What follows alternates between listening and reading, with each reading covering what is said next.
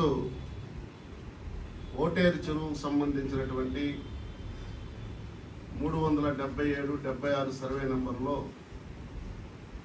దాదాపు 15 ఎకరాలు స్థలాన్ని అక్కడ కబ్జా చేస్తున్నారని చెప్పేసిన ఉద్దేశంతో మేము మంగళవారం రాత్రి 11 గంటలకు చూసాం.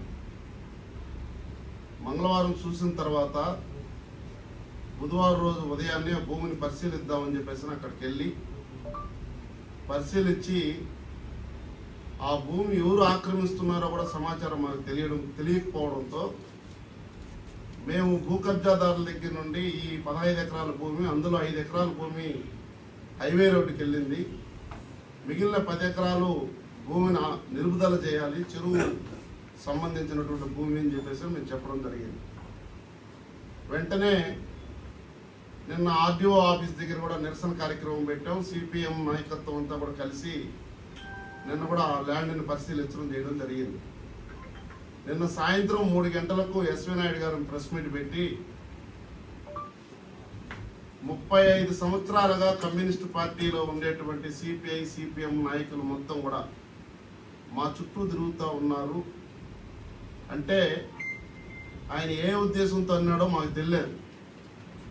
ప్రజా సమస్యలపైన నిరంతరం పోరాటం చేసేటువంటి రాజకీయ పార్టీలుగా అన్ని రాజకీయ పార్టీలతోనూ మాకు సంబంధాలు ఉంటాయి. అందులో ఎస్వి నాయుడు కూడా సంబంధాలు ఉండవచ్చు, అది కమ్యూనిస్టుల హక్కు. ఈరోజు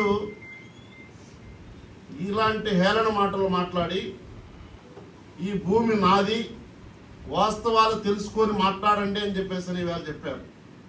మేము ఈరోజు ఎస్వి నాయుడు గారిని అడుగుతా ఉన్నాం, భూమి నీదవుతే ఈరోజు రెవెన్యూ అధికారులు జిల్లా కలెక్టర్ గారికి ఈ అఖిలపక్షం ద్వారాగా ప్రత్యేకమైన అభినందనలు తెలియజేస్తా ఉన్నాం.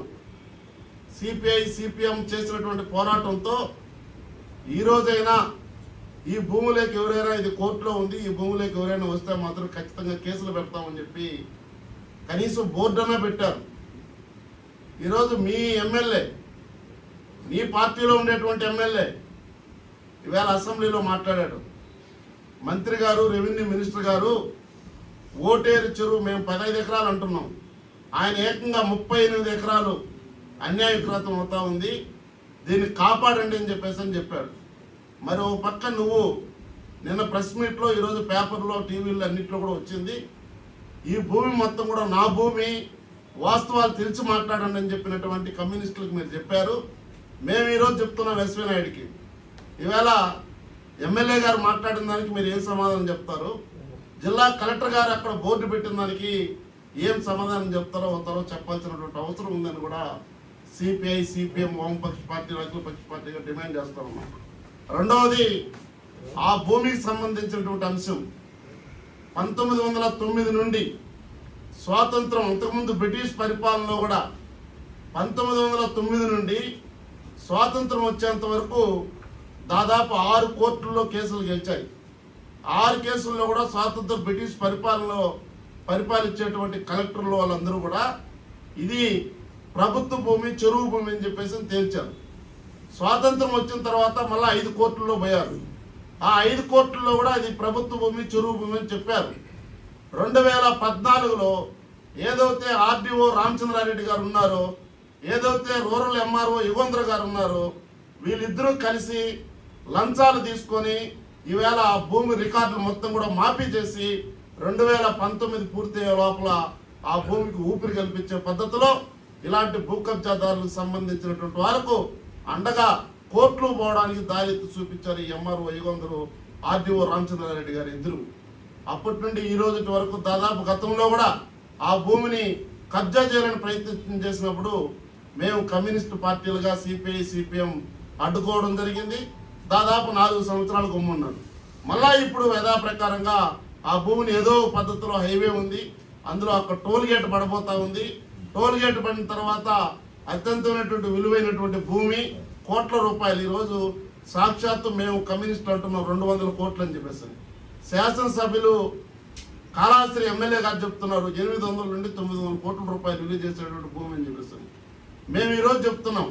ఓ పక్కన కొంతమంది అధికారులు కూడా అంటున్నారు ఇవాళ చెరువు మొత్తం కూడా రైతులు లేరు కదా, చెరువు పూర్తి చేసినారని చెప్పేసి. చెరువు నీళ్లు కూడా లేవు కదని నీళ్లు ఉండేటువంటి ప్రాంతం మొత్తం కూడా తగ్గొట్టేసినారు. నిజంగా భూమి గాన చెరువుగా ఉపయోగపడకపోతే ప్రభుత్వానికి అనేకమైనటువంటి అవసరాలు ఉన్నాయి.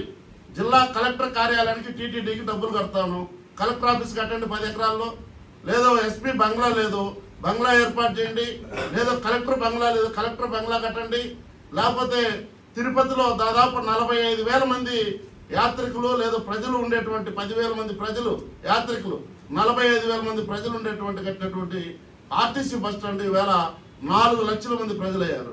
1 లక్ష మంది యాత్రికులు వస్తూ ఉన్నారు. ఆ బస్ స్టాండ్ అదే ఉంది, బస్ స్టాండ్ విస్తరణ పెంచలేదు. కాబట్టి ఆ బస్ స్టాండ్ కట్టండి, లేదా హైకోర్టు మనకు సంబంధించినటువంటి నడిబొడ్డున ఉన్నటువంటి కోర్టుని ఆడికి మార్చండి.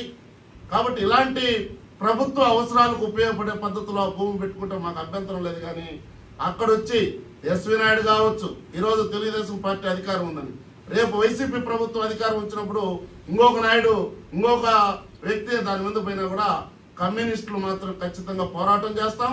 మా పైన మీరు ఏ ఇబ్బందులు పెట్టినా ఏ దీన్ని చేసినా నిన్న అక్కడ పోయే లోపల ఆ భూమి కాడికి పోయినామో లేదు, ఆగమేఘాల మంది ఎంఆర్పల్లి సిఐ గారు వచ్చేసారు.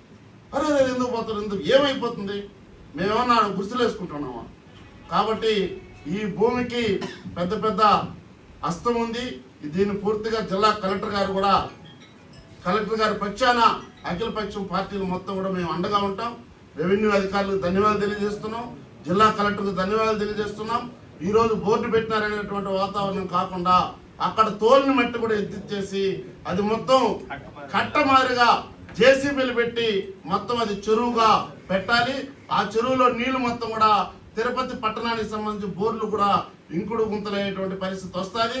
ఈవేళ అవిలాల్ చెరువు పైన మేము పోరాటం చేసినాం కాబట్టి, రాజు నగర్ దగ్గర ఉన్నటువంటి చెరువు పోరాటం చేసినాం కాబట్టి ఈరోజు బైరావుపట్టిడి, ఎంఆర్పల్లి, బాలాజీ కాలనీ ప్రాంతాల్లో అనేకమైనటువంటి ప్రాంతాల్లో తాగేదానికి నీళ్లు వస్తున్నాయి. కాబట్టి చెరువులు కాపాడడానికి భారత కమ్యూనిస్ట్ పార్టీ, సిపిఐ, సిపిఎం, అఖిలపక్ష పార్టీలు అన్ని కూడా కలుపుకొని పోరాటం చేస్తాం.